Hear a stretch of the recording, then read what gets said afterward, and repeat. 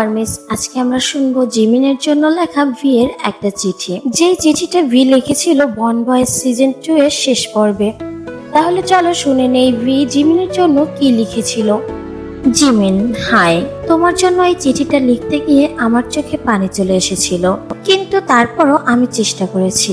আশা করি তুমি বুঝতে পারবে। আমাদের ট্রেনি দিনগুলোতে কোনো কিছুই না ভেবে আমরা সিউলে চলে এসেছিলাম। আমরা ঘুম থেকে উঠতাম, স্কুল ড্রেস পরতাম এবং একসঙ্গে স্কুলে চলে যেতাম। আমরা একসঙ্গে খেতাম, প্র্যাকটিস করতাম এবং একসঙ্গে রুমে যেতাম। তারপর আমরা রাতের বেলা একসঙ্গে গল্প করতাম। এমন ভাবে 6টা বছর কাটানোর পর আমরা এখন একজন আরেকজনের সবচেয়ে প্রিয় বন্ধু। আমাদের ডেবিউ করার আগে তুমি একটা সম্পর্কে উদ্বিগ্ন হয়েছিলে। আর ভি তো জিমিনের সব সিক্রেট ফাঁস করে দিচ্ছে। যাই হোক, আমি এই সময় কোম্পানির মিটিং এ ছিলাম। তারা আমাকে জিজ্ঞেস করেছিল আমি কি ভাববো যদি জিমিনের দলের একজন সদস্য হয়। মানে কোম্পানির লোক ভিকে জিজ্ঞেস করেছিল ভি আর জিমিন যদি একসঙ্গে একই গ্রুপে ডেবিউ করে তাহলে ভি এর অনুভূতিটা কেমন হবে। আমি এটা ভেবেছিলাম এবং বলেছিলাম তুমি যেখানেই থাকতে সেখানেই আমার ভালো লাগতো। তুমি একমাত্র ব্যক্তি ছিলে যে আমার কান্নায় কান্না করতো, আবার আমার হাসিতে হাসতো।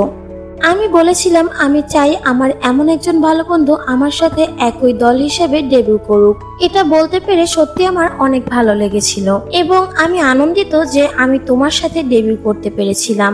আমাদের দুজনের সকল ভালো মুহূর্তগুলো আমাকে খুশি করে তোলে এবং আমি দুঃখিত যেহেতু আমি সবসময় প্রাপ্তির শেষ প্রান্তে থাকি। যখন আমি বাথরুমে বসে কান্না করতাম, তুমিও তখন বাহিরে বসে আমার জন্য কান্না করতে এবং ভোরবেলা আমাকে দেখে আমার পাশে আসতে আর আমার পাশে বসে বসে হাসতে। তুমি আমার ব্যাপারে যত্নশীল এবং সবসময় তোমার চিন্তা ভাবনাতে আমাকে রাখতে। তুমি আমার জন্য কঠোর পরিশ্রম করো এবং আমাকে বোঝো। তুমি আমার উদ্বেগের কথা শুনতে এবং শত শত অপূর্ণতা থাকা সত্ত্বেও আমাকে পছন্দ করতে। চলো দুজনে মিলে সুখের পথে হাঁটি। ভালোবাসি তোমাকে বন্ধু।